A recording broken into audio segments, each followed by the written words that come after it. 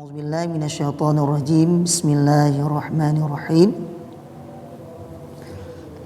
Yang kelima daripada rukun sembahyang itulah ruku' serta tumakninah di dalamnya sekadar habislah geraknya. Yang kelima daripada rukun sembahyang itulah ruku' serta tumakninah di dalamnya sekadar habislah geraknya. Jadi kita ulangi, yang kemarin itulah rukun sembahyang semuanya ada 13 perkara. Yang pertama niat dalam hati, yang kedua itulah mengucapkan takbiratul ihram dengan lafaz Allahu Akbar sambil mengangkatkan kedua tangan setentang dengan dua telinga, bahkan dua jempol tersebut sunat mengenai daripada dua anak telinga. Menyudahi takbir itu sampai kepada akbar. Jadi niat itu kita mulai daripada mengucapkan hamzah Allah, kita sudahi kepada akbar. Dikala kita mengangkat ke kedua tangan, dua jempol sunat mengenai dua anak telinga. Setelah itu meletakkan di atas pusat di bawah dada begini. Sedangkan tapak telangan kanan menggenggam pergelangan tangan kiri. Yang sunat begini. Setelah itu yang kedua. Sedangkan yang ketiga berdiri betul dalam sembahyang. Makanya orang yang kuasa berdiri hukumnya apabila kita ingin mengerjakan sembahyang fardu, orang yang kuasa berdiri tidak sah salat fardu dengan jalan duduk kecuali sembahyang sunat. Jadi hukumnya berdiri pada sembahyang fardu punya wajib. Apabila kita enggak mampu berdiri maka dibolehkan duduk. Enggak mampu duduk, berbaring lambung yang kanan. Enggak mampu berbaring, itu adalah terlentang menghadap kiblat. Apabila terlentang pun tidak mampu, maka dengan isyarah. Apakah isyarah dengan mata? Apabila pun isyarah pun tidak mampu lagi, maka dengan hati. Apabila hati pun enggak mampu lagi, tentu sudah meninggal. Itu merupakan jawaban terakhirnya. Yang perlu kita katakan, salat fardu wajib berdiri. Kenapa? Karena berdiri ini merupakan rukun yang ketiga daripada rukun sembahyang. Tidak mampu berdiri baru duduk. Jadi pertama berdiri. Apabila tidak kuasa berdiri maka duduk. Sedangkan yang keempat daripada rukun sembahyang itulah membaca surah Al-Fatihah. Ini pun dikala kita membaca Al-Fatihah tentang makhrajnya, tentang hurufnya, tentang tasydidnya, itu pun wajib benar. Apabila salah tentang makhraj, huruf, tentang tajwid, tentang tasydid pun itu pun tidak benar, maka hukumnya tidak sah Al-Fatihah. Maka Al-Fatihah ini merupakan wajib. Dikala wajib Al-Fatihah, segala sesuatu yang terdapat dalam Al-Fatihah itu pun wajib kita dengungkan. Contoh yang kebiasaan orang tertinggal pada kata-kata iyyaka na'budu wa iyyaka nasta'in. Maka di situ pada dua kata-kata iya ada tasydid, maka tasydid itu wajib kita bunyikan. Artinya apa? Tanda dalam tajwid setiap huruf yang ada tasydid itu menandakan ada dua huruf yang berganda-ganda. Sama dengan pada kata-kata iya itu tekankan sedikit iya. Jangan ringankan. Kalau ringankan iya, tapi kalau kita tekankan iya, baru ada tanda tasydid. Maka kalau kita baca Al-Fatihah dengan menghilangkan tasydid, meringankan dengan kata-kata iyyaka na'budu wa iyyaka nasta'in, hilang tasydid. Dikala hilang tasydid, yang pertama rusak bacaan, yang kedua berubah makna. Sama dengan dalam salat kita tidak sah, bahkan dalam salat kita menjadi kafir. Kenapa kafir? Gara-gara pada kata-kata iya tidak kita tasydidkan, maka berubahlah makna. Kalau ada tasydid, maknanya hanya Engkau ya Allah kami minta pertolongan, dan hanya Engkau ya Allah kami sembah. Iyyaka na'budu wa iyyaka nasta'in. Hanya Engkau ya Allah kami sembah, hanya Engkau ya Allah kami minta pertolongan. Itu kalau kita baca iya. Tapi kalau kita hilangkan tasydid, ringankan dengan iyyaka na'budu wa iyyaka nasta'in, berubahlah makna. Hanya mataharilah kami sembah dan mataharilah kami minta pertolongan. Maka semata-mata hilang tasydid, maka berubahlah makna. Maka kita menjadi kafir dalam sembahyang. Itu yang kelima. Yang keempat tadi ya. Sedangkan yang kelima pada malam hari ini, yang kelima itulah ruku serta tumakninah. Makna ruku, makna tumakninah, wajib berhenti sebentar dalam ruku. Paling kurang berhentinya sekadar kita bisa membaca subhanallah. Karena di ruku itu disunahkan membaca subhana rabbiyal azimi wa bihamdih 3 kali. Subhana rabbiyal azimi wa bihamdih 3 kali. Kalaupun kita enggak membaca 3 kali tasbih ini, enggak masalah. Yang penting di kala ruku ada berhenti sebentar. Itu tumakninah. Kadar tumakninah semata-mata bisa kita baca di berhenti itu kadar subhanallah. Tuh subhanallah tak. Itu sudah ada kadar tumakninah. Udah. Jadi bagaimanakah ruku yang sempurna? Ruku yang sempurna, kita yang pertama, udah kita ruku, sunat mengangkat kedua tangan di kala ruku, seperti angkat tangan di kala takbir, gitu ya. Allahu Akbar. Di mana kita pegangkan dua telapak tangan? Apakah di sini? Apakah di sini? Memegangkan kedua telapak tangan pada lutut. Tapi jangan begini. Renggangkan. Kan begini tadi beri. Allahu Akbar. Apakah begini boleh? Sesempurna-sempurna ruku. Jadi antara bagian punggung belakang sampai kepala itu lurus. Seandainya kita ambil papan satu, letakkan di bawah, lurus kita nih. Nah, ini yang paling sempurna. Tetapi sekurang-kurang ruku, contoh orang tua, kan nggak mungkin lagi begini, udah bengkok nih. Jadi sekurang-kurang ruku, dua telapak tangan ataupun ini bisa menyentuh lutut, lebih ujung ini. Nah, ini kan ujung dapat tadi menyentuh lutut. Ini udah sah ruku. Ini namanya sekurang-kurang ruku. Sesempurna ruku, dua telapak tangan memegang sambil meratakan antara ujung kepala sampai pantat lurus. Inilah merupakan sesempurna ruku sambil membaca tasbih subhanallahil azim bihamdi 3 kali. Jadi kalau ada orang ruku begini, kita jangan salahkan. Mau pakai ruku cot harganya. Ini bukan salah, boleh, sudah sah ruku, tetapi dia itu tidak menggunakan ataupun memperbuat ruku yang paling sempurna. Ruku sempurna, dua tangan begini. Setelah itu antara pantat kita dengan kepala sejajar, lurus. Seandainya ada papan yang lurus, kita letakkan ini pundak kita, maka dia enggak begini, tapi lurus. Ini ruku yang sempurna. Makanya kalau ada ruku begini, enggak ada masalah. Jangan diperhitungkan. Kenapa ruku begini itu enggak sah? Bukan enggak sah. Ruku ini merupakan sekurang-kurang ruku. Tapi kalau begini, kan ujung tangan enggak menyentuh lutut. Ini enggak sah. Ini masih berdiri namanya. Tapi di bawah lagi, sekira-kira ujung jari menyentuh lutut. Ini udah sah ruku. Tetapi ingat, sekurang-kurang ruku, bukan sesempurna-sempurna ruku. Ngerti Ibu kira-kira?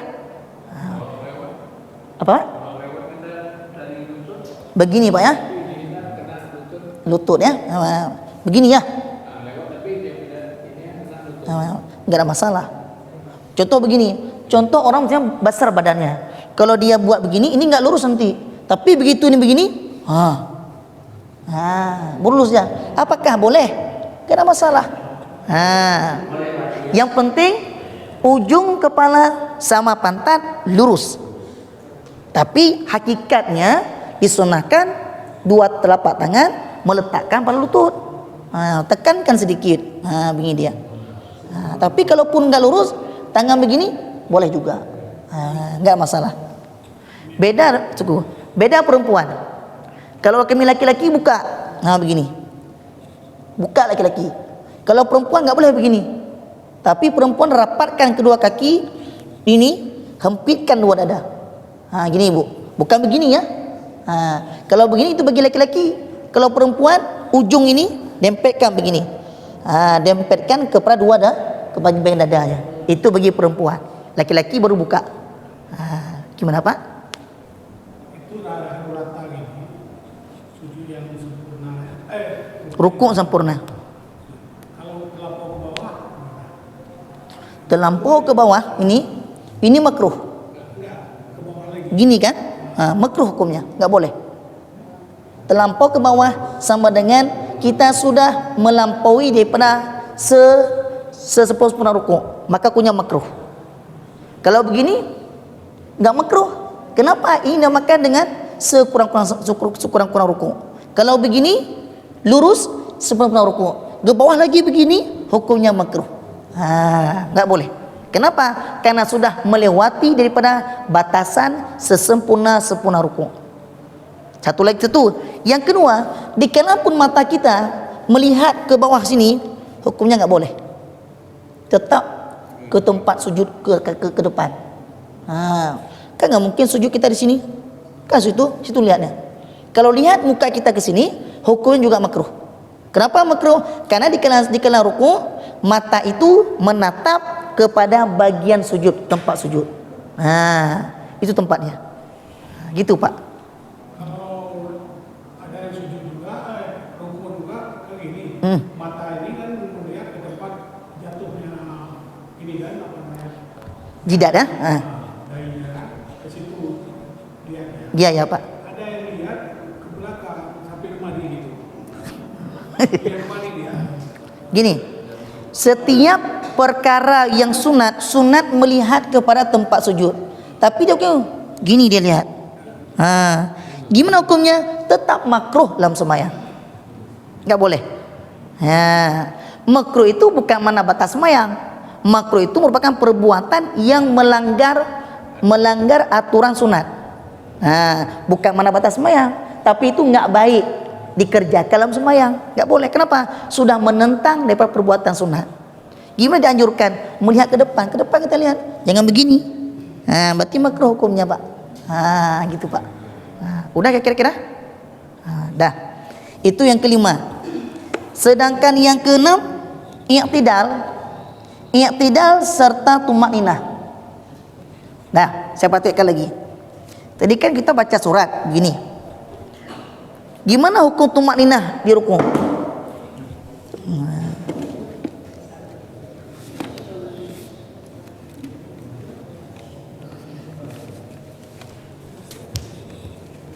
Kaki melipat. Dah. Kan gini. Allahu Akbar. Kita nggak baca tasbih di rukuk, tapi wajib tumakninah. Sekurang-kurang tumakninah. Allahu Akbar. Subhanallah. Alhamdulillah. Udah berhenti sejenak, cuman berhenti ini sempat membaca subhanallah misalnya, tapi kita nggak baca, tapi sempat baca subhanallah, sekadar itu baru kita samiallahu liman hamidah, sudah sah rukuk. Kenapa? Tumakninah pada rukuk hukumnya wajib bukan sunat. Tapi kalau begini Allahu Akbar, samiallahu liman hamidah, Allahu Akbar, itu nggak sah. Kenapa nggak sah? Karena dalam setiap rukuk i'tidal hana tumakninah. Seperti orang sembahyang tarawih 5 menit 23 rakaat. Allahu Akbar, Allahu Akbar. Itu enggak sah. Kenapa enggak sah? Dalam rukuk enggak ada i'tidal, sujud enggak ada i'tidal, dalam pada sujud kedua enggak ada i'tidal, rukuk enggak ada i'tidal. Allahu Akbar. Bismillahirrahmanirrahim. Allahu Akbar. Nyampak tumakninah. Hana? Nya mati semayang cula-calo. Hana sah semayang. Kenapa? Dalam setiap rukun tidak ada tumakninahnya. Maka enggak sah. Kepupehek Ramadan. Tapi sekurang-kurang tumaknin rukuk ada tumakninah. Allahu Akbar. Ini kena dong tiap. Sami Allah alhamdulillah. Kajut. Berarti membaca subhana rabbiyal azim ini sekali cukup. Cukup, boleh. Tapi alangkah sunat bukan 1 kali tapi 3 kali. Mau lebih lagi boleh. 5 kali. Lebih lagi 7 kali. Lebih lagi 9 kali. Paling banyak 11 kali, enggak boleh lebih. Lebih 11 makruh hukumnya. Paling banyak tasbih pada rukuk sebanyak 11 kali, enggak boleh lebih. Lebih hukumnya makruh. Dah. Jadi rukuk itu merupakan termasuk salah satu rukun yang panjang. Maka dikala ada kira imam di kala sembahyang maghrib, dia lagi rukuk, tiba-tiba lihat kayaknya ada orang baru masuk suara pintu. Kit. Pasti dia ini mau langsung takbir. Maka imam itu boleh membaca tasbih lebih daripada 3 kali. 5 kah ataupun 7 kah. Tapi jangan niat semata-mata menunggu ini, tapi niatlah yang kita baca ini sebagai tasbih. Jangan semata-mata untuk tunggu orang ni bisa jamaah, bukan, jangan boleh. Tetap niat baca itu sebagai tasbih. Cuma lantaran orang berbetulan ada makmum ingin mengikut si imam, enggak masalah. Dah. Habis tu yang ke berapa tadi? Yang ke-6 i'tidal. I'tidal itu bangkit berrukuk. Dah begini tadi. Samiallahu liman hamidah. Juga sunat angkat tangan. Samiallahu liman hamidah. Dah. Kebanyakan orang dikala dia i'tidal, Samiallahu liman hamidah. Ini paling banyak. Bahkan bukan dia sengaja, memang telah terbiasa. Dah dari sini coba lihat. Samiallahu liman hamidah. 1, 2, 3. Kabar itu ya. Tapi itu kita lakukan tanpa sengaja. Kenapa? Sudah terbiasa. Padahal perbuatan itu dapat membatalkan sembahyang ke masjid dari sini. Samiallahu liman hamidah. Langsung letakkan tangan. Begini. Jangan goyang-goyang. Kalau goyang 3 kali, 1, 2, 3. Bahkan makin lama ni terus. Ini kau batal sembahyang. Kenapa? Ini sekali, 2 kali, 3 kali. Kau batal sembahyang. Tapi dia enggak sadar bahwa sembahyang itu dah batal. Maka kita yang tahu, setelah solat kita beritahukan, guna antara itu sembahyang dah. Bahkan megak hero benar. Hanjat leh. Dah. Itu i'tidal. I'tidal sunat juga mengangkatkan tangan sebelum takbir. Samiallahu liman hamidah. Behno kena mantau lagi takbir sih. Letakkan tangan. Jangan goyang lagi. Sambil membaca Rabbana lakal hamdu mil'us samawati wa mil'ul ardi wa min ma syi'ta min syai'in ba'. Itu sunat baca tasbih dikala i'tidal. Dah.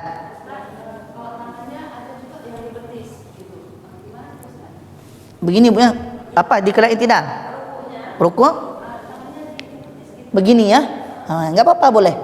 Yang penting ininya antara pantat dengan kepalanya jangan begini. Kalau udah lewat itu enggak boleh, makruh. Tapi kalau tangan begini itu enggak ada masalah. Tapi sepatasnya tangan bukan di sini, tapi di sini, di lutut.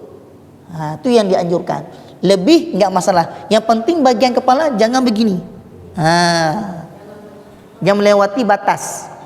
Lewat batas pantat, ini enggak boleh. Dah. Ada lagi Ibu? Dah. Yang ke-6 i'tidal. Yang ke-7 itulah 2 sujud di dalam tiap-tiap satu rakaat serta tumakninah dalamnya. Keduanya yaitu menghantarkan 7 anggota dan meninggikan punggungnya daripada kedua bahunya dan membukakan dahinya dan menghantarkan perut segala anak jari kakinya. Jadi di kala sujud itu 7 anggota sujud wajib melekat tempat sujud. Mana 7? 1, 2, 3 lutut, 4, 5. Habis itu kaki, anak kaki 6, 7. Sama dengan kalau kita sujud ini ini jarangkan, jangan apakan, jarangkan sedikit. Dah. Setelah itu ini dahi wajib terbuka. Jangan berlapis dengan bebedak apapun. Terbuka ini ya. Setelah itu lutut kan enggak mungkin kulit kita dekatkan ke ni. Kan musyikah nampak aurat. Biarkanlah dia ni. Yang penting jangan menggantung, kan jangan menggantung. Letakkan ke tempat letakkan lutut. Habis tu kaki. Kaki kan begini. Ini kan kaki. Jangan begini. Tapi dan jangan begini. Ini kan ujung kaki. Jangan begini, jangan begini. Ini enggak sah. Tapi tekankan sedikit. Sama dengan anak jari itu, jari kaki, gini dia. Tekan sedikit. Itu caranya. Jangan begini. Kalau ujungnya saja kita letakkan, ini sama dengan meletakkan zahir anak kaki. Yang disuruh menghantarkan batin anak kaki. Mana batin? di kaki kita, coba letakkan di bumi. Yang tidak nampak itu batin namanya. Tentu bagian bawahnya. Sedangkan ujung-ujungnya, samping-sampingnya di zahir. Maka bukan zahir yang diletakkan, tapi batin. Batin bagian dalamnya. Maka tekankan sedikit. Gini dia. Enggak wajib semuanya. Yang penting 5 anak kaki, 1 saja begini, enggak masalah. Jempol boleh. Jempol boleh juga. Yang penting ujung daripada, jangan ujung. Yang penting anak kaki kan 5, 1 saja yang begini, lain bergantung, enggak ada masalah. Tapi jangan begini semuanya, tapi begini. Inilah yang dianjurkan, sujud yang sempurna. Dah. Setelah itu, kalau bagi laki-laki, cara sujud terbuka dadanya. Kayak kemarin begini. Tapi kalau perempuan, 2 ini menghempitkan bagian dadanya, begini dia. Itu bagi perempuan. 2 ini menghempitkan pada bagian 2 dadanya. Kalau laki-laki enggak boleh begitu. Tetap terbuka. Yang paling sempurna begini. Tapi enggak mungkin kalau kita berjamaah. Mengkali enggak kebancit, letakkan begini. Inilah yang disunnahkan dikala kita sujud sambil baca tasbih subhana rabbiyal a'la wa bihamdi. Dah. 1 yang kemarin tentang masalah perempuan menghantarkan mukenah ke depan, itu pun enggak boleh. Kenapa enggak boleh? Karena tidak boleh sujud dengan sesuatu benda yang benda itu melengketkan dengan tubuh kita, bergerak benda. Maka enggak sah. Enggak boleh, Bu.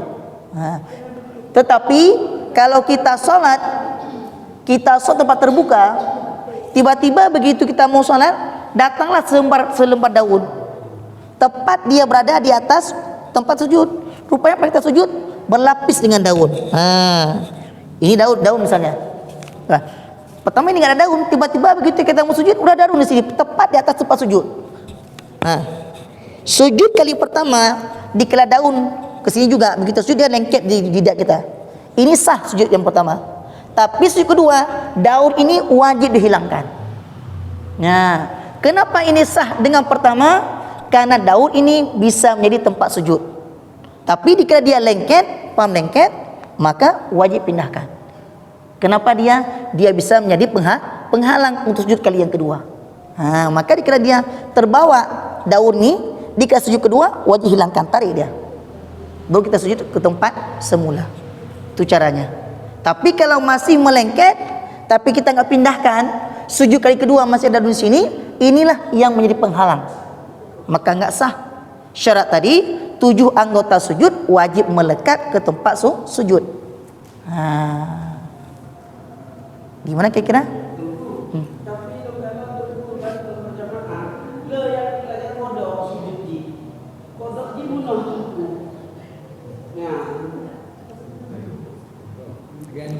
Berarti nyu lagi nyu. Kohanasah. Tadi disunahkan merenggangkan. Mana merenggang dibukakan begini. Nah, apabila kita enggak buka, cuma kita taruh begini, yang kenyong enggak pegang. Kata Rasulullah, jangan pernah kita sholat itu menyerupakan seperti beberapa binatang. Kalau begini anjing. Acik kalau saya ikut baik ya saya. Kalau gini dia, icop haru ablah. Ipuduk dia, yang mana dia? Maka hanggebi terupa lagi nya. Maka disunnahkan laki-laki perempuan angkatkan ininya. Mana? Menyuragam. Nyuragam lagi yang mana? Nah, ini bagi laki-laki. Kalau perempuan, begini, ininya angkatkan begini. Hidung tuh kalaupun kita enggak tekan pasti nempel dia. Apakah hidung pendek, hidung panjang, seandainya ininya udah dekat pasti nempel sendiri dia. Karena hidung tidak wajib melekatkan ke tempat sujud. Karena yang wajib ininya, Bu, jidatnya. Tapi saya rasa biasa kalau jidat ini dekat, kecuali dia gantung begini, gini gantung. Dia enggak tuh. Tapi bukan ininya yang dilekatkan, jidat ini dekatkan. Tapi begitu ini sampai ke sini, apakah telinga pesek, mancung, tetap kena nih sedikitnya, ujungnya, pasti kena. Tapi ada punang bacot itu. Hana wajib kena. Hana Ana wajib. Pakai kena ke hidung you pecit jidat. Do. Dahi. Udah kira? Tidak Pak? Kalau seandainya gini, anggota sujud itu kan 7. 7. Tidak boleh tidak lengket ke bawah itu. Kalau gini, gimana hukumnya gini? Nah, yang pertama, saya tanya gini. Yang kedua, kita kebetulan pas di belakang imam. Belakang imam. Di belakang imam kita ikut imam, pas di belakang imam. Kebetulan imamnya tidak seperti yang Ustaz bilang begini, maksudnya yang ini harus begini ya. Iya Pak. Dia cuma gini. Ataupun kadang-kadang ada itu gini. Iya. Gimana hukumnya kita yang di belakang?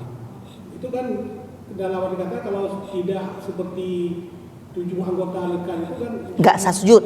Betul Pak, betul. Jadi nggak sah sembahyang. Betul. Kita yang di belakang atau gimana?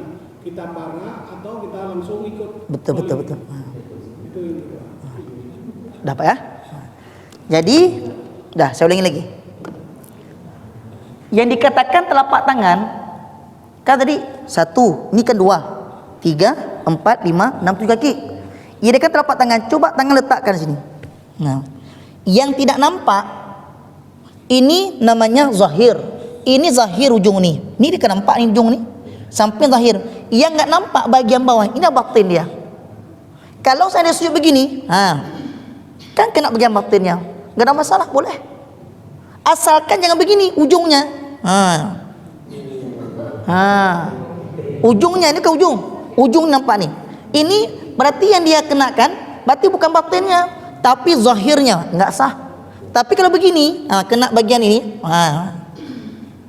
enggak apa-apa, boleh, sah. Kenapa? Ada sedikit terkena bagian batinnya. Tapi kalau dengan ujung-ujung ini enggak sah. Komisi, ini kan contoh Pak kan? Seandainya kalau begini ujung dia letakkan ini enggak sah. Tapi kalau bagian ini boleh. Dah satu. Yang kedua, apabila imam tersebut kita pas di belakang imam itu rupanya dikala dia sujud begini, ujung Pak ya, ujung. Ataupun bukan ujung, begini. Otomatis sembahyang imam tidak sah. Dikala tidak sah, bagaimana keadaan kita sebagai makmum? Wajib para. Dalam hati langsung kita berniat memarakkan imam. Artinya apa? Kita enggak lagi mengikut dengan imam. Sebenarnya imam keroh dan keroh. Gitu Pak. Untuk apa kita ikut imam memang enggak sah sujud? Enggak sah sujud, enggak sah sembahyang. Karena sujud merupakan salah satu rukun sembahyang. Maka enggak sah. Langsung para, wajib para bahkan.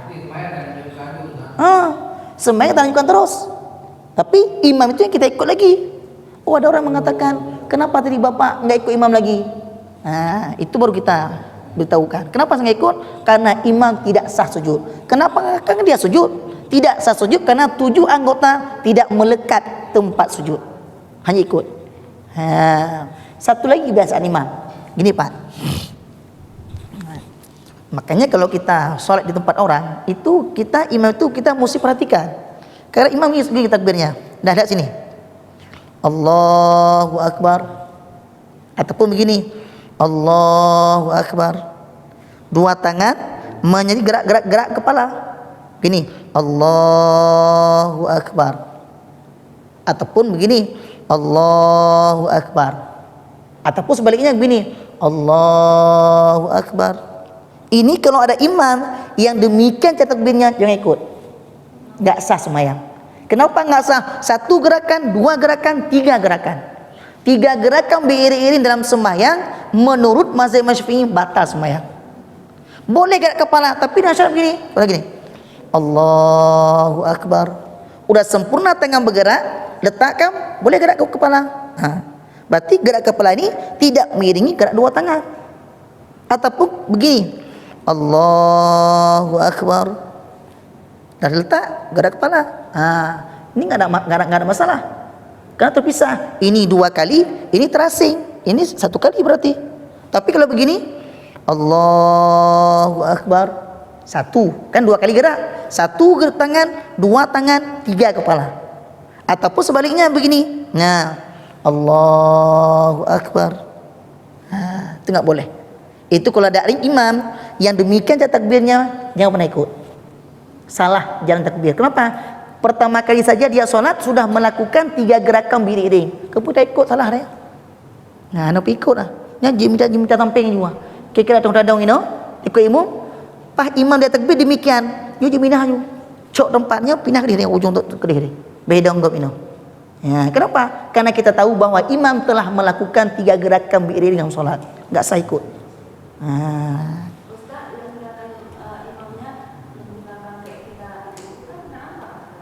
Gimana Bu?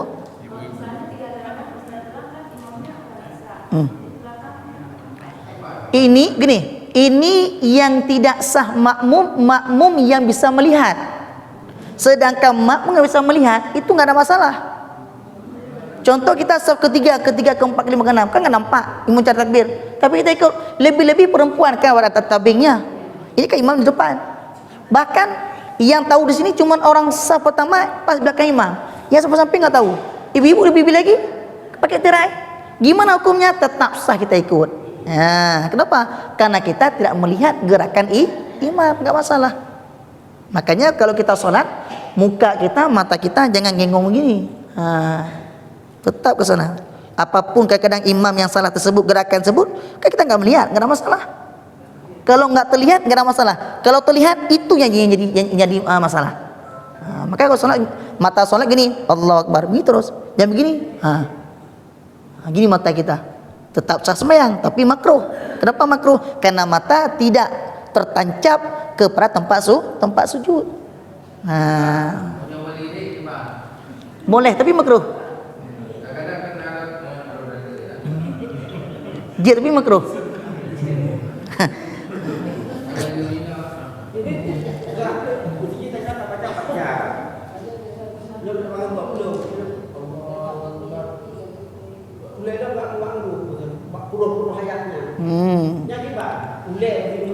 Mana orang pegang kau? Kayaknya betul, tak betul dapatnya. Kerana imam kadang-kadang udah terbiasa. Imam dikala dia baca Fatihah, goyang kepala. Bismillahirrahmanirrahim. Tak tiga kali kena. Ar-Rahmanirrahim. Sudah terbiasa. Karena untuk mempaskan makhraj, orang ikut pakai imam lagi boleh ke? Nyam ikut. Baikut. Bahkan masih banyak imam-imam yang lain belakang. Hanya ikut. Bahkan itu merupakan barang sudah terbiasa pakai pegadah barangnya. Ustaz, kita nggak ikut kan di belakang imam, berarti kan putus satu Ustaz. Itu gimana caranya? Orang belakang maju depan. Bukan, kita misalnya nggak ikut imam kita. Oh, berarti kita belakang imam. Kita kan nggak ikut. Jadi seandainya kita pindah kan nggak mungkin. Ya, tapi kan satu putus Ustaz. Betul. Sama dengan berarti efeknya orang ini tidak mendapatkan pahala saf. Tetap jawab dapat, tapi pahala saf tidak ada. Tapi tidak masalah. Dibandingkan kita nggak sembahyang nanti. Kalau kita pedomankan kita ikut imam, kalau kita nggak ikut imam, kau putus saf orang ini. Atau kita geserkan badan Ustaz. Gini, kalau lagi sholat, gimana kita menggeser? Kan nggak mungkin. Kecuali ini udah lurus saf, tiba-tiba imam kita lihat Allahu Akbar begini, kita kan mentakbir, tiba-tiba mak ini enggak ya nih, enggak sah nih, kita mentakbir. Bagaimana kalau lihat orang belakang masih belum takbir, boleh kita geser ke samping sana, kira masalah, ada orang yang maju. Tapi kalau belakang enggak ada, kan enggak mungkin orang geser nanti. Seandainya baru permulaan, boleh kita pindah. Seandainya samping kanan, samping kiri ini belum takbir, kita boleh pindah. Tapi kalau udah takbir semua, kita pindah, udah bolong di tengah-tengah, maka nggak boleh. Tetap kita Allahu Akbar, tapi kita nggak ikut imam. Kita nggak ada. Okay, bang? Ya.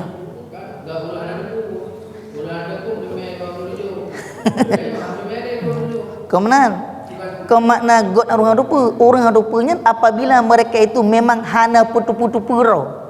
Ia cok masalah. Itu yang bermasalah bagi semen dia sendiri. Apakah so yang ngot orang rupa ngau rupa, gak orang rupa? Pakai menang rupa juga pakai hemum, nya hanya eleng yang tengok. Pakai ubah cara takbir. Ya. Berarti urung hana rupanya dua kemungkinan. Yang pertama memang dia enggak melihat, tahu tapi enggak melihat. Yang kedua, kadang-kadang memang hana rupa. Karena imam ketemu dia takbir, Allahu Akbar. Dia baca apa dah lagi imam menolak. Karena hana perumun ikut je. Kenapa? Karena dia enggak tahu itu membatalkan solat.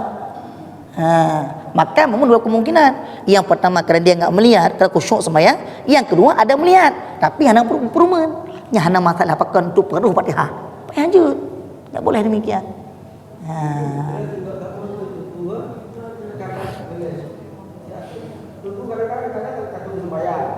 Nah yang tua tanya Pak Imam enggak karat.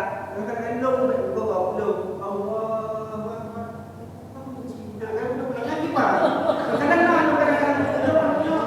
Harus imam berjamaah. Kenapa kok?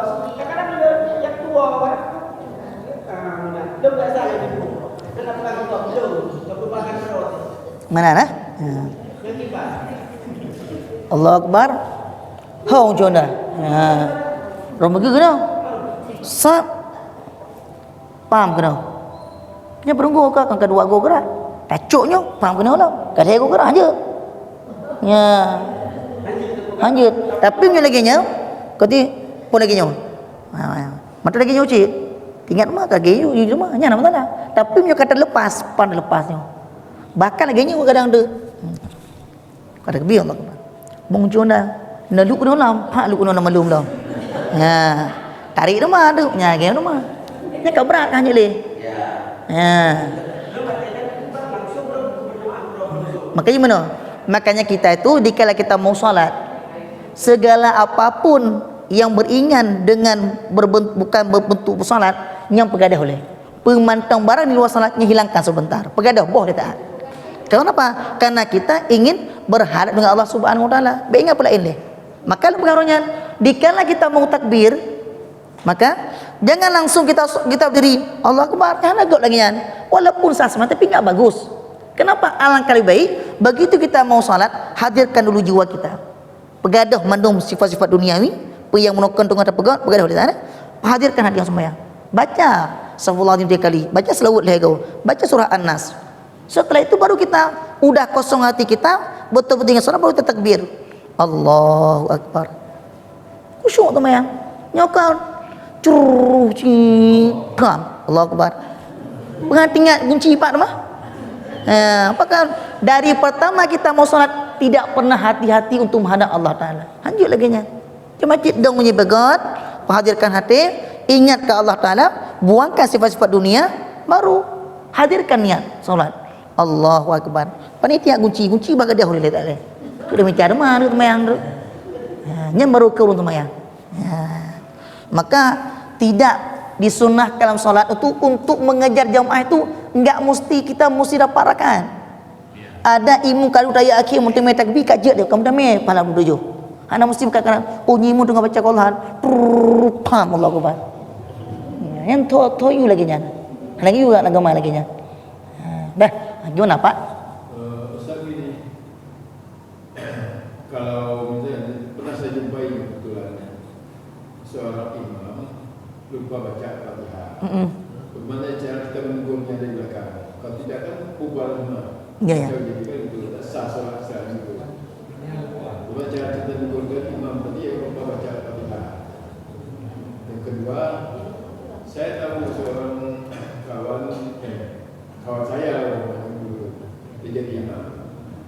Tapi menurut penilaian saya ini imam ini dia nggak patah jadi imam. Artinya dia itu orang pasif kan tidak boleh jadi imam. Jadi kalau kita berdiri di belakang mereka, niat kita itu sekarang gimana? Berdiri pisah kakinya atau mengikuti dia? Sementara dia orang pasif. Gimana caranya? Nah, itu Pak ya. Nah. Yang pertama tadi apa tadi? Lupa Fatihah. Tapi kalau seandainya imam takbir Allahu Akbar, Bismillahirrahmanirrahim, Qul huwallahu ahad, langsung kan? Lupa baca Fatihah. Berarti kita sebagai makmum, begitu dia baca qul, langsung kita belakang alhamdulillahirabbil alamin. Tapi dengan syarat kita makmum baca itu dengan niat sebagai zikir. Karena itu bukan Fatihah kita, Fatihah imam. Maka kita baca itu mesti wajib niat sebagai zikir. Misalnya imam agak tulis sedikit, baca tengok tu beriat ulang alhamdulillahirabbil alamin. Tapi imam juga kadang mendengar lagi budronya, parakkan dia. Gonyang keron ya keron. Pisahkan itu dia. Tapi beda demikian, imam ada membaca Al-Fatihah tapi loncat. Contohnya Bismillahirrahmanirrahim. Alhamdulillahirabbil alamin. Arrahmanirrahim. Jatah baca Maliki Yaumiddin. Tapi enggak baca dia dia, langsung iyyaka na'budu wa iyyaka nasta'in. Kita belakang mendengar. Kok enggak baca iya tadi? Kok loncat Maliki Yaumiddin? Maka kita sebagai makmum ulangi pada kata iya. Iyyaka na'budu wa iyyaka nasta'in. Jadi imam ni kan tahu dia, berarti ada yang lupa. Maka imam antara makmum dia itu mesti sinkron. Artinya saling ingat memperingati. Baik yang makmum dong ya. Ya, pergi pegat. Makanya kita sebagai makmum dalam salat, dikala setelah takbiratul ihram sama-sama imam baca iftitah, makmum baca iftitah. Imam baca surat Al-Fatihah, kita sebagai makmum sunat mendengar. Apa tujuan mendengar? Apabila ada kesalahan imam, kitalah yang menegur sebagai makmum peringatkan. Begitu imam baca surat, setelah amin sama-sama amin, imam baca surat pendek ataupun baca surat-surat sajadah, surat apa-apalah, kita sebagai makmum baru baca Al-Fatihah. Selesai kita baca Al-Fatihah, imam belum habis baca surat, kita dengar. Kadang-kadang imam baca surah Baqarah, tapi kita tahu ayat itu. Kenapa senang mendengar? Kadang-kadang dia salah baca, kita yang menegur. Ya, beda imam baca surat, dia baca surat aja. Pantalah imam, kadang imam, hana tahu ingat. Pak salah, surah An-Nas salah. Ataupun Al-Kafirun, kamu ulang-ulang wala antum sana. Atau pekelih ya. Ya, maka disunahkan bagi makmum setelah amin sama-sama imam. Begitu imam baca surah pendek, kita sebagai makmum baca surah Al-Fatihah. Selesai Al-Fatihah kita, baru kita dengar lagi qiraah imam baca surat. Itu Pak. Nah, itu surah yang pertama. Yang kedua, imam itu tidak wajib adil. Pak, imam itu tidak wajib orang adil. Arti orang adil itu orang yang tidak pernah mengerjakan dosa besar dan tidak pernah berkekalan dengan dosa kecil. Imam tidak diwajibkan orang yang adalah. Orang fasik sah jadi imam. Contoh, cuman begini. Kalau kita bukan orang fasik, tiba-tiba ada imam. Imam itu orang fasik. Tiba-tiba begitu dia jadi imam, pakai surban, pakai jubah, kan udah jadi imam besar. Pakai ridak lagi. Tapi di luar itu, Masya Allah, pakai kaos kekedai, pakai celana pendek. Tapi begitu jadi imam, udah seperti ulama besar. Gimana kita hukum mengikutkan dia? Hukumnya sah, tapi tambah makruh. Sah makruh, bukan nggak sah, sah makruh. Asalkan dia itu qiraahnya pas, tajwidnya pas, semuanya pas. Karena imam itu tidak disyaratkan dia mesti adil. Fasik pun sah jadi imam, asalkan betul bacaannya. Cuman hukum seorang makmum mengikut imam yang fasik, hukumnya makruh. Kenapa makruh? Semua jiwa manusia seandainya mengikutkan seorang imam, tapi imam itu ada kesalahan yang dia lihat, maka makruh kita mengikut. Sebaik-baik imam itu merupakan seorang imam yang digemari oleh orang yang banyak. Si A ini suka kalau dia jadi imam, si B suka dia imam. Kenapa suka? Apakah tentang tingkah lakunya, tentang kehidupannya sehari-hari, tentang qiraahnya, maka dialah yang terlebih baik jadi imam. Kan kita pernah melihat, oh ini imamnya, kayaknya kemarin dia pernah pakai celana pendek kayaknya. Kita begitu ikut, sanksi ragu-ragu. Gimana hukum ikut sah, tapi makruh bagi kita. Bagi orang lain nggak ada masalah kalau dia nggak ada pikiran apapun. Tapi sebaik-baik imam itulah orang yang tidak pernah melakukan dosa besar dan tidak berkekalan dosa kecil. Itu dia. sah ikut, tapi makruh. Bagi orang yang tahu, bagi orang nggak tahu nggak masalah. Nah, contoh kita di sini di rumah, kemana pun kita pergi pakai celana pendek. Nah, pakai baju oblong, celana pendek kan itu haram bagi laki-laki sudah balik. Jangan ke orang tua, orang laki-laki sudah balik, anak kita sudah balik, pakai celana pendek di luar rumah, hukumnya haram. Kenapa? Itu aurat. Apalagi sudah tua, udah bercucu, kita nggak boleh. Tiba-tiba si bapak ini dia pakai celana pendek dikala dia di rumah. Begitu dia jadi imam di tempat kampung orang, udah seperti imam besar. Orang nggak tahu ke sana, nggak ada masalah. Tapi pas kita ke sana, kok bapak ini di imam, di rumah pakai celana pendek dia. Kita yang tahu, kita yang makruh, hukum ikut sah. Mereka nggak tahu, nggak ada masalah, nggak ada problem, nggak apa-apa. Itu Pak. Jadi yang pemabuk Ustaz, mencuri pemabuk. Pencuri, orang yang minum khamar, itu ibadahnya selama 44 hari hanya diterima oleh Allah Ta'ala. Sembahyang puasa, dia cuma sekali minum air arak, pada mabuk. Yang selama 40 sembahyang haji, puasa haji, ibadah haji hanya diterima oleh Allah Ta'ala. Sempat dia mati dalam masa kadar dari masa hari pertama sampai 40, nya mati kafir. Maka berat minum arak, hanggebi. Berarti jangan mami aja kan. Tumai hamsah. Mau teman roh hamsah haji. Demo dah lebih lah. Lanjut. Tapi Ustaz kan menyuruh kaya. Tapi tapi lakukan nggak juga mau kaya, punya optik yang dibangun. Jangan kasih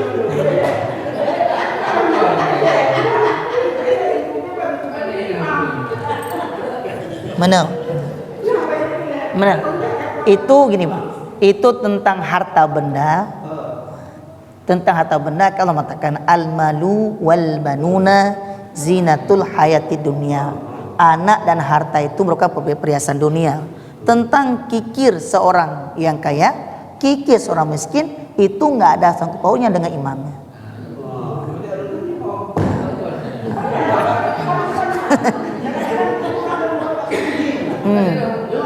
Bismillahirrahmanirrahim.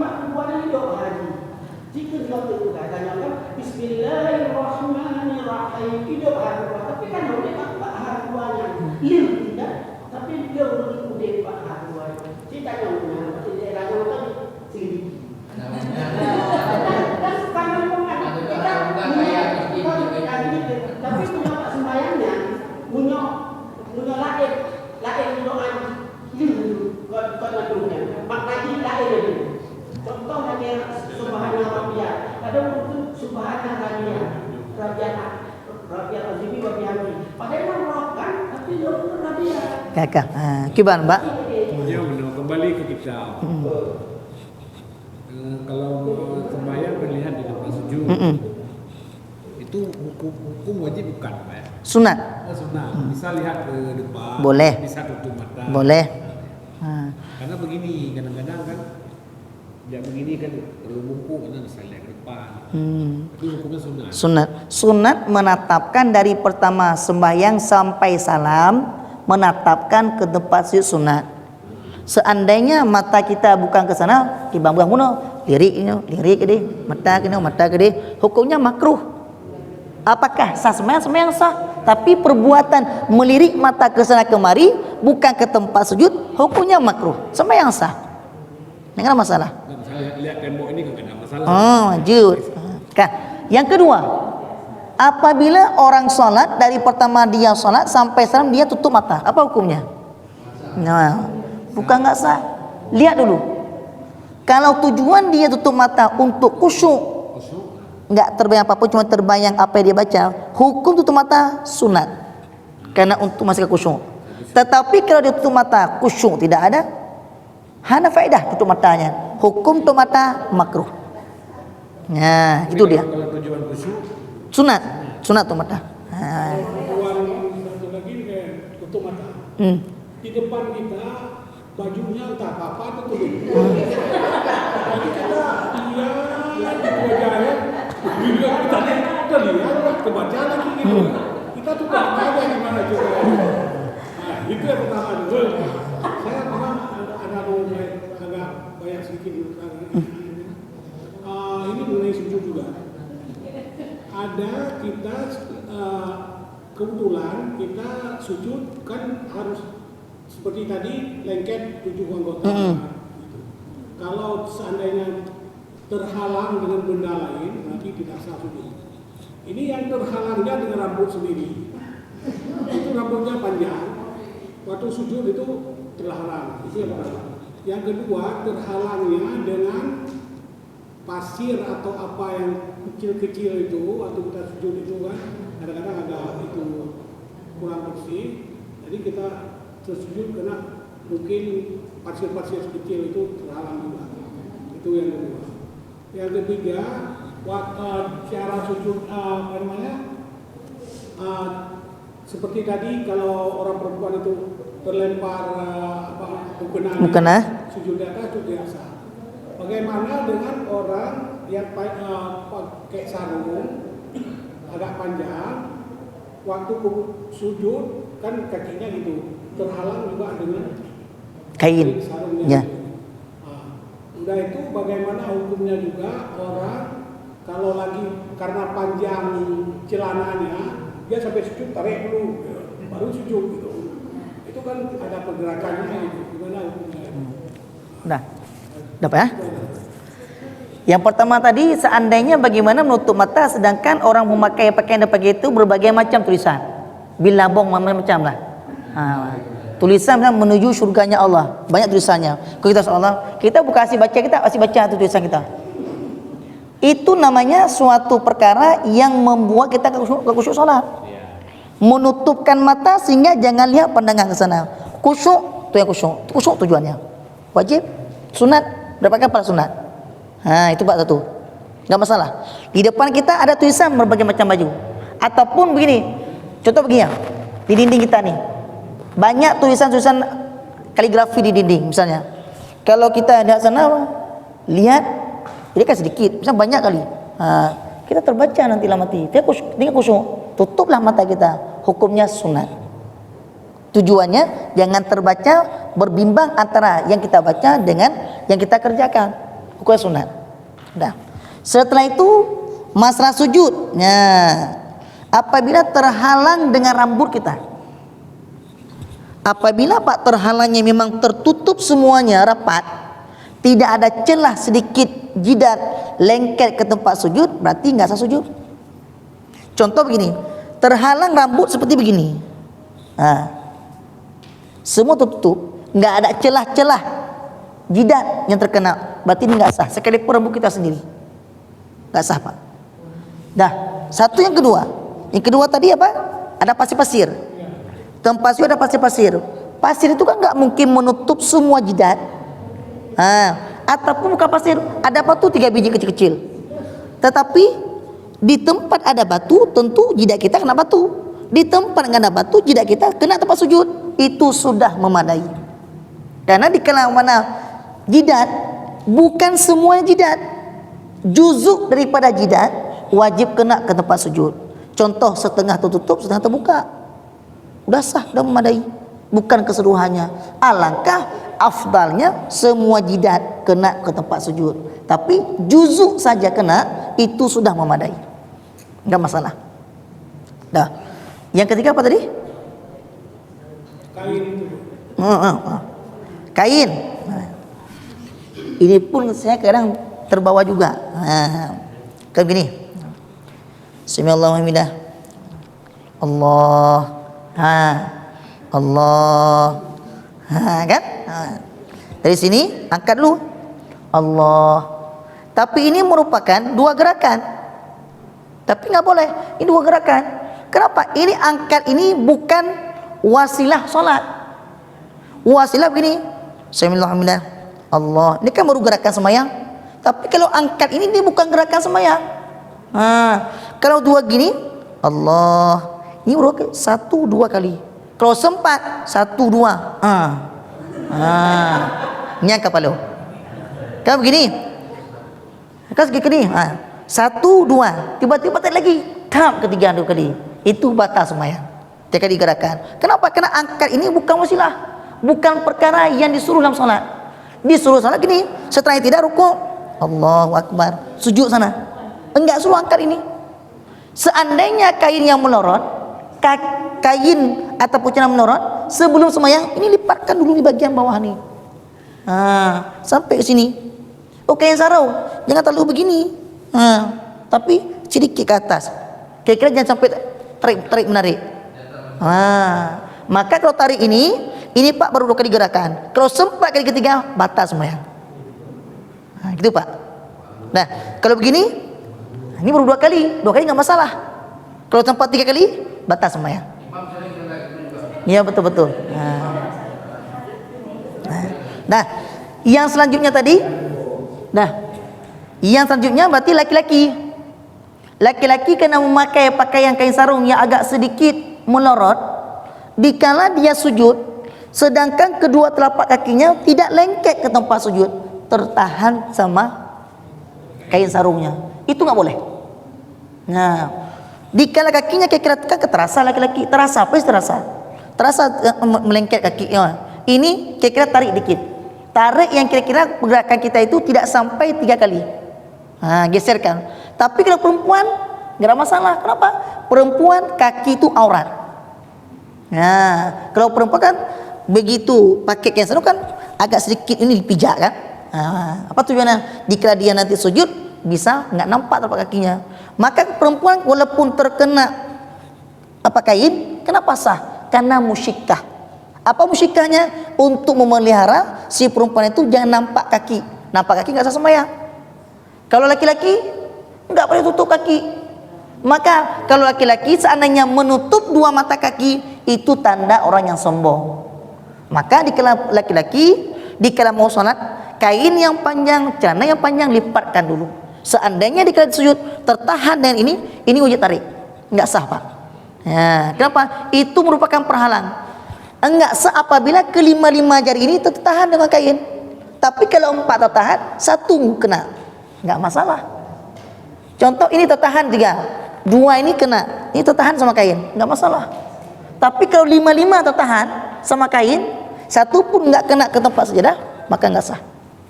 Nah, itu terhalang namanya. Sholat di Masjid Muhammadiyah, malah imamnya pakai kaos kaki.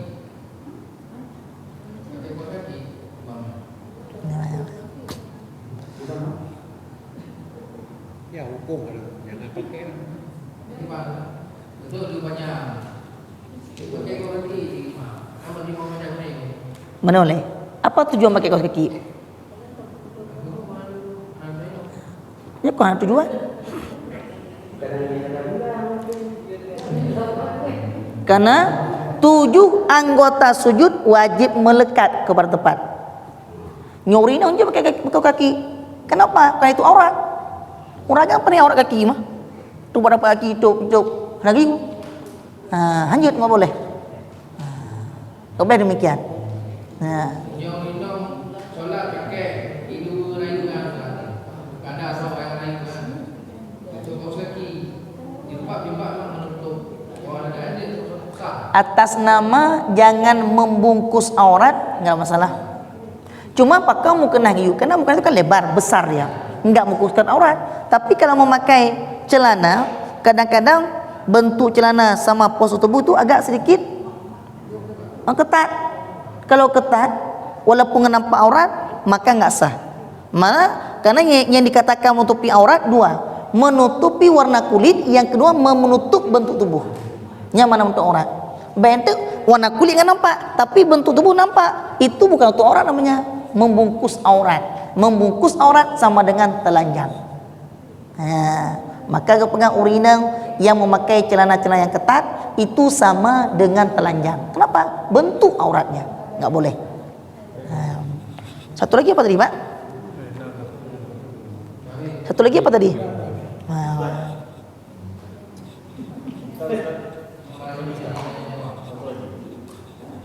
Kita Ustaz kan, kalau kita mau sholat, gimana cara supaya semua khusyuk Ustaz? Satu Ustaz. Kedua, apakah bacaan sholat itu harus kita tahu maknanya? Dah apa? Jadi yang pertama, Kayak sembilan tadi. Salat, bagaimana cara kita salat mesti khusyuk benar.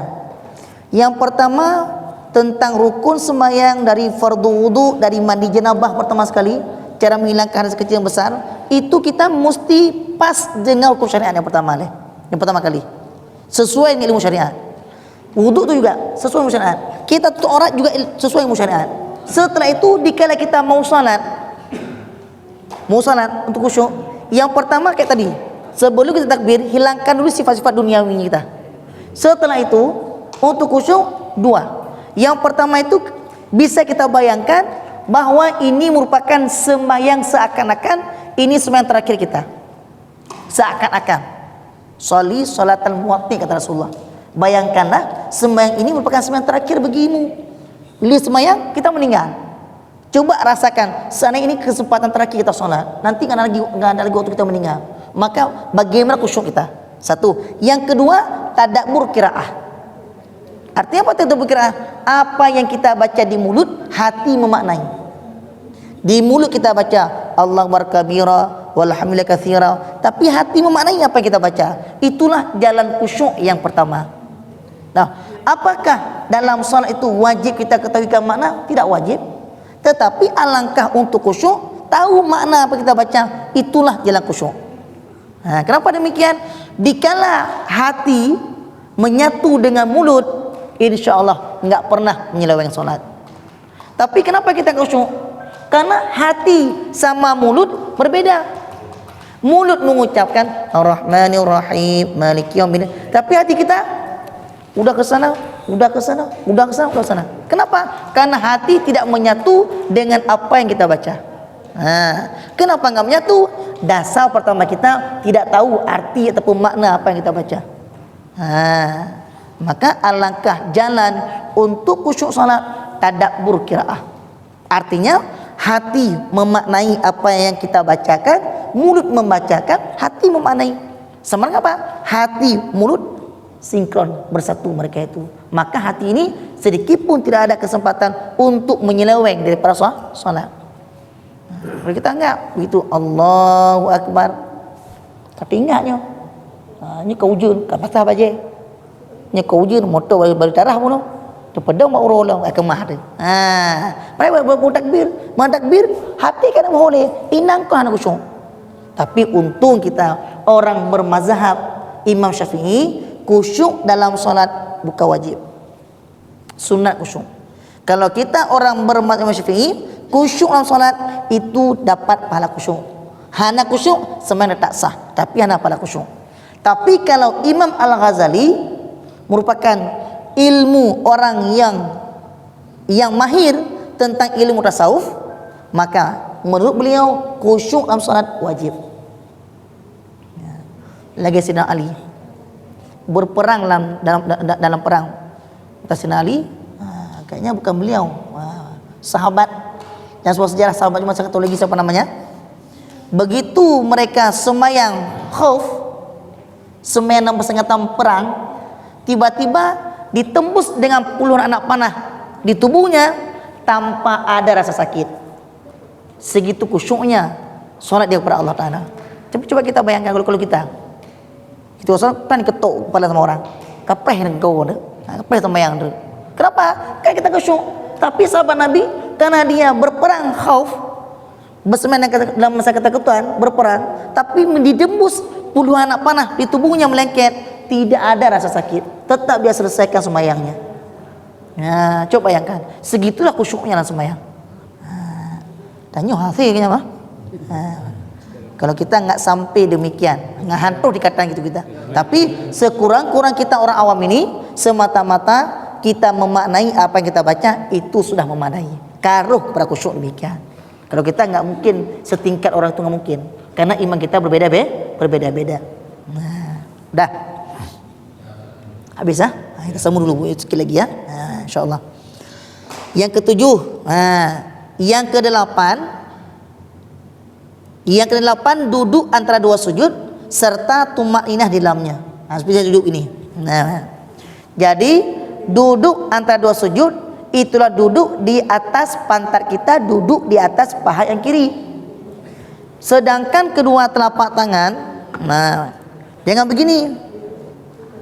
Nada.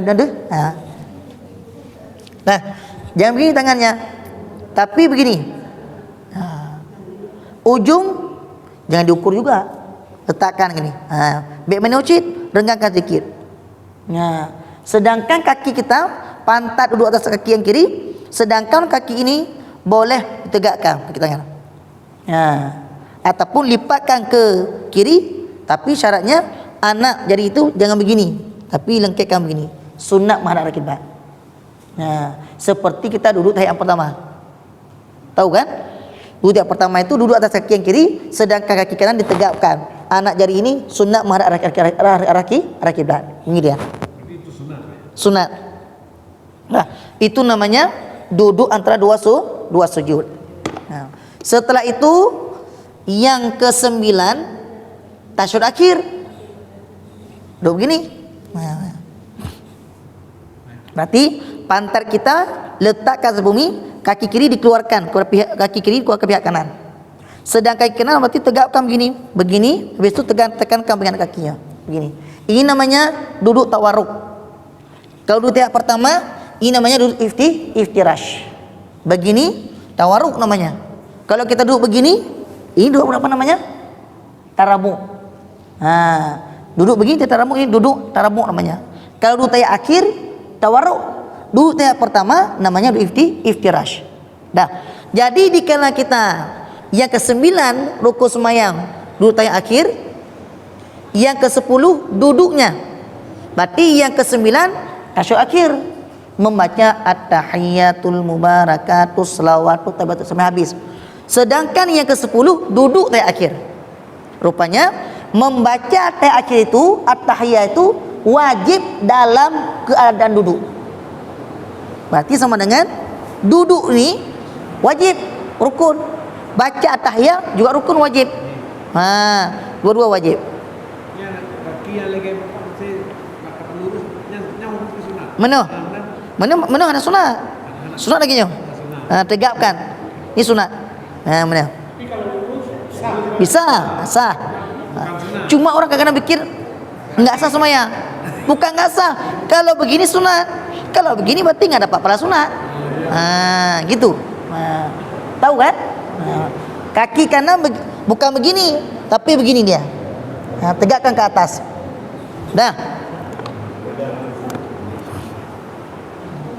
Yang ke-11 salawat akan Nabi Muhammad SAW.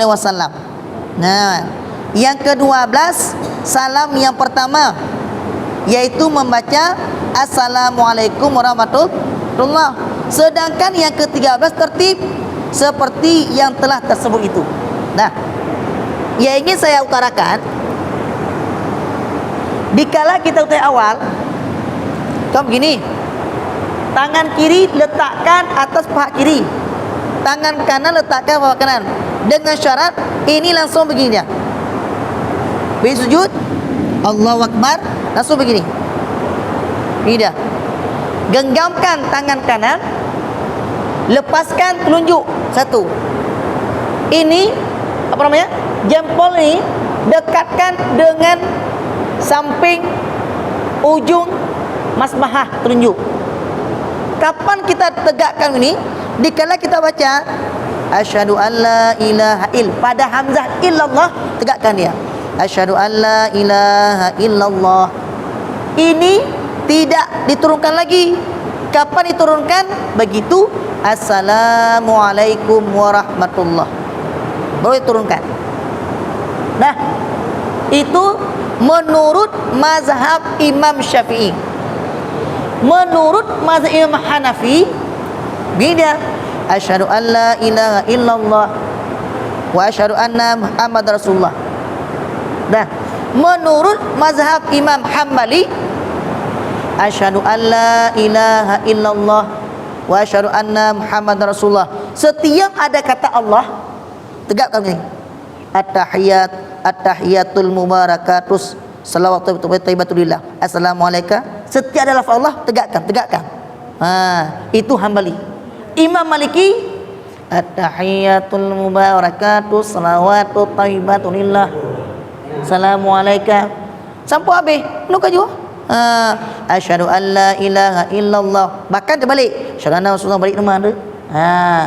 Ini bukan enggak sah, sah, tapi bukan mazhab kita. Imam Syafi'i asyhadu an la ilaha illallah. Gitu terus. Kapan diturunkan? Begitu salam yang pertama, salam pertama. Dah, setelah itu dikala telunjuk ditegakkan pada hamzah illallah, mata sunat memandang situ. Asyhadu an la ilaha illallah. Mata dikala tangan ini ditegakkan sunat menazar ke sini. Sekalipun kita solat dalam keadaan gelap. Tiba-tiba dalam solat mati lampu. Kan nampak semuanya. Ustaz, begitu kita melihat enggak nampak. Walaupun enggak nampak anak jari, tetap mata kita dalam gelap, sunat isyarahkan ke sini. Sekalipun enggak nampak. Itu sunat. Dah. Makanya ke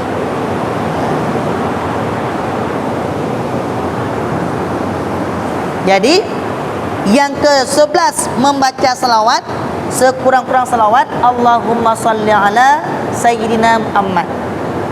Yang sempurna salawat semuanya Allahumma salli ala Sayyidina Muhammad wa ala ali Muhammad kama sallaita ala Sayyidina Ibrahim wa ala ali Ibrahim kama barakta ala Sayyidina Muhammad wa ala ali Muhammad kama barakta ala Sayyidina Ibrahim wa ala ali Ibrahim fil alami innaka Hamidum Majid. Itu merupakan salawat yang paling sempurna. Setelah fil alamin innaka Hamidum Majid boleh salam. Tetapi kalau kita bisa doa yang lain, baca lagi doa lain. Allahumma inni zalamtu nafsi zulman katsiran kabira sampai habis. Oh, bisa lagi. Allahumma fili ma qaddamtu wa ma akhartu wa ma ujidlam. Allahumma inni a'udzubika min azabil qabri. Ujidlam. Rabbana atina fid dunya hasanah wa qina azabannar. Baru assalamualaikum warahmatullahi. Ya. Maka kalau kita sebagai imam tidak boleh dalam terakhir baca semua doa, enggak boleh, makruh.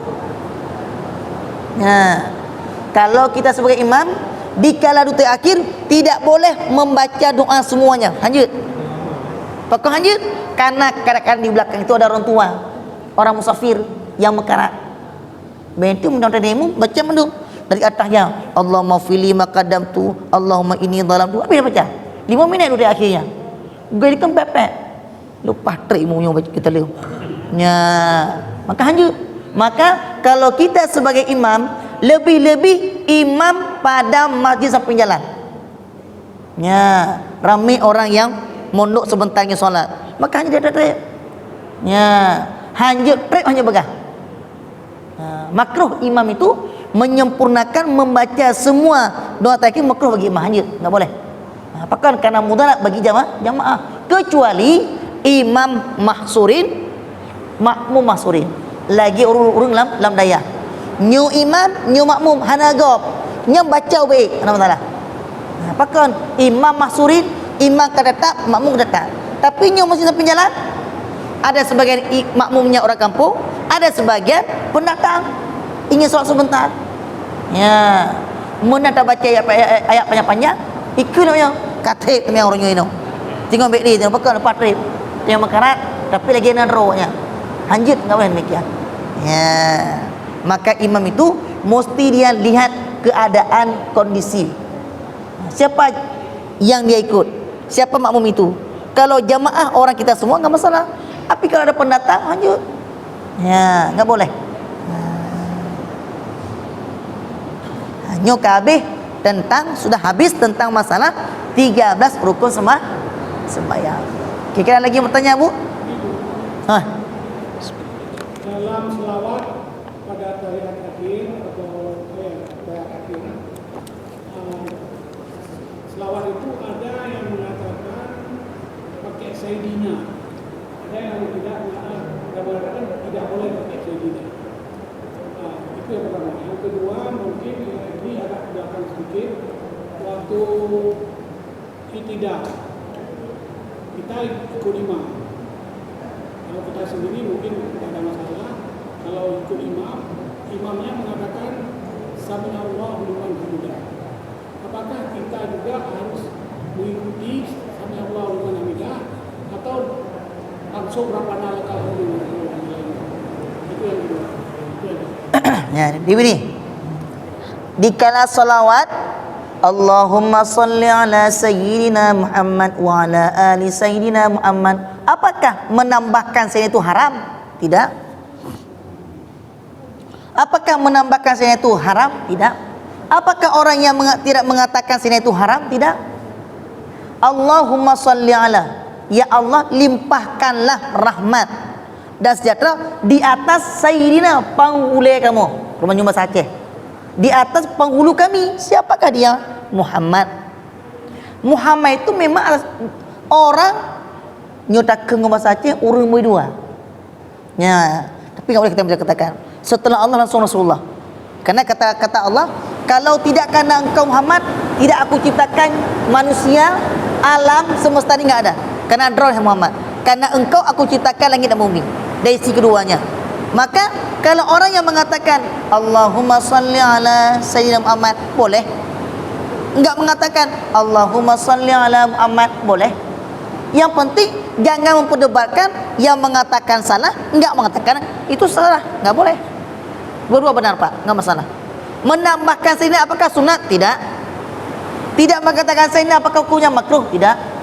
Nah, menambahkan sayyidina boleh. Tidak mengatakan sayyidina pun enggak masalah. Ha. Kenapa? Karena kita artikan Allahumma salli ala. Ya Allah, limpahkanlah rahmatmu ala sayyidina, di atas penghulu mana sayyidina penghulu kami. Siapakah dia? Muhammad. Apakah salah dalam makna? Tidak. Kalau kita enggak pakai sayyidina, ya Allah, limpahkanlah rahmatmu ya Allah di atas Muhammad. Apakah salah makna? Tidak. Maka memakaikan sayyidina itu bukan wajib hukumnya dan bukan sunat pula hukumnya. Boleh kita pakai. Kalau Muhammad dikatakan salah, Ya. ada Ibrahim di situ lagi. Ini yang menjadi permasalahannya di situ pemilihan. Wa ala ali sayyidina wa ala ali sayyidina Ibrahim ya. Gini. Nah. Jadi pertanyaan, kenapa setiap ada Nabi Muhammad, kenapa ada Nabi Ibrahim? Allahumma salli ala sayyidina Muhammad wa ala ali sayyidina Muhammad kama sallaita ala sayyidina Ibrahim. Ya Allah, limpahkanlah rahmatmu ya Allah di atas Muhammad kama sallaita ala, sebagaimana engkau limpahkan rahmat Nabi Ibrahim. Kenapa enggak wa ala ali Musa ataupun Yusuf ataupun Zakaria ataupun Daud? Kenapa setiap ada Muhammad ada dengan Ibrahim? Apakah pantas sayyidina itu dilapatkan Nabi Ibrahim? Pantas, enggak masalah. Kenapa? Karena Ibrahim itu digelar dengan Khalilullah, kekasih Allah Ta'ala. Kenapa? Karena sebelum ada Rasulullah, orang yang paling dekat dengan Allah Nabi Ibrahim. Gimana dekatnya? Beliau itu mau menyembelih anaknya. Kenapa? Itu termasuk merupakan perintah Allah Ta'ala. Siapa yang salah? Nggak ada yang salah. Kenapa? Karena Nabi Ibrahim suatu hari, dia itu sudah pernah mengorbankan ribuan harta bendanya, bahkan binatang, tapi terlanjur lisannya. Apa dia katakan? Ya Allah, ini semua harta bendaku aku kurbankan ya Allah, kurbankan. Ini ya Allah belum seberapa. Seandainya kata Ibrahim, aku anugerahkan anak ya Allah, anak pun akan aku sembelihkan. Menyonani anak pun belum sembelih. Segitu dekatnya Ibrahim dengan Allah Ta'ala. Maka digelarlah Ibrahim Khalilullah. Maka apa kejadiannya? Begitu Ismail mencapai masa muda balianya, turun perintah Allah untuk menyembelihkan anaknya. Tapi apa Ibrahim? Tetap melaksanakan perintah Allah Ta'ala. Maka segitulah kasihnya Allah kepada Nabi Ibrahim. Apakah cocok dipakaikan Sayyidina? Cocok, enggak masalah. Nah, maka dalam salawat maknanya, ya Allah, limpahkanlah rahmat kepada Muhammad ya Allah sebagaimana rahmat yang kau limpahkan Nabi Ibrahim. sama dengan yang dasarnya rahmat yang Allah limpahkan ke Nabi Muhammad itu masih lebih besar rahmat Nabi Ibrahim. Kenapa?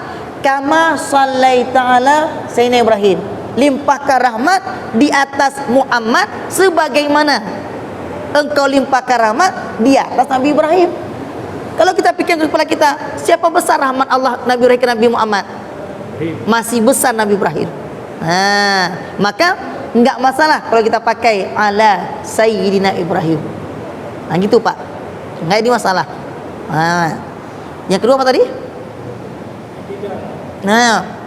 Di i'tidal imam mengucapkan Samiyallahu liman hamidah. Apakah kita sunat pula mengucapkan? Sunat. Imam mengucapkan Allahu Akbar, kita sebagai makmum sunat mengucapkan juga Allahu Akbar. Imam mengucapkan Samiyallahu liman hamidah, kita pemakmum sunat mengucapkan Samiyallahu liman hamidah. Setiap gerakan demi gerakan, kenapa imam mengucapkan dengan suara besar? Tujuannya untuk terdengar kepada makmum bahwa dia sudah berpindah ke rukun yang lain. Sedangkan kita sebagai makmum, kita sendiri sunat mengucapkan tapi dengan suara yang sir, suara yang kecil. Itu sunat mengucapkan, enggak masalah. Kalau tidak seperti itu, kalau tidak diucapkan apa masalah? Enggak masalah. Kayak itu perkara sunat. Sekalipun imam mengucapkan, makmum diam saja, enggak mengucapkan, enggak ada masalah. Enggak masalah Pak. Udah? Ada lagi Ibu? Ada lagi? Ini kan sajadah. Datang kita hampalai sajadah atas itu enggak masalah. Nah, yang kedua, orang tua kita ada tua misalnya, sholat atas tempat tidur, atas nama tempat itu suci. Kalaupun dia nggak pakai lagi sajadah, nggak masalah. Kita ragu kadang nanti, ini tempat tidur kita, kan nggak mungkin kita sholat di tempat tidur, kita alaskan dengan sajadah, nggak masalah, nggak apa-apa. Asalkan jangan kita sholat di atas spring bed yang goyang-goyang. Tahu kita, ini sebenarnya gitu kita berdiri, ini dah. Kalau kita mau sholat, Allahu Akbar, gitu. Tapi bukan kita goyangkan, dia goyang sendiri, gini-gini. Itu nggak boleh. Kenapa? Dalam goyang begini nanti ada sedikit gerakan kita, itu membatalkan semuanya. Dari pun sampai dah kim menuju, kenapa? Kena per. Maka nggak bagus Bu. Lebih baik sholat di atas tempat yang tidak bergerak-gerak. Kecuali kita di atas perahu, itu beda. Itu karena memang alam yang menggerakkan air. Tapi kalau kita di daratan, jangan pernah sholat di tempat yang goyang-goyang. Enggak boleh. Kenapa? Nanti sedikit tidaknya pasti ada gerakan kita nanti. Itulah yang mewakili batas sembahyang. Dapat ya? Berarti kalau ada pertanyaan nanti minggu depan nanti Pak, insyaallah.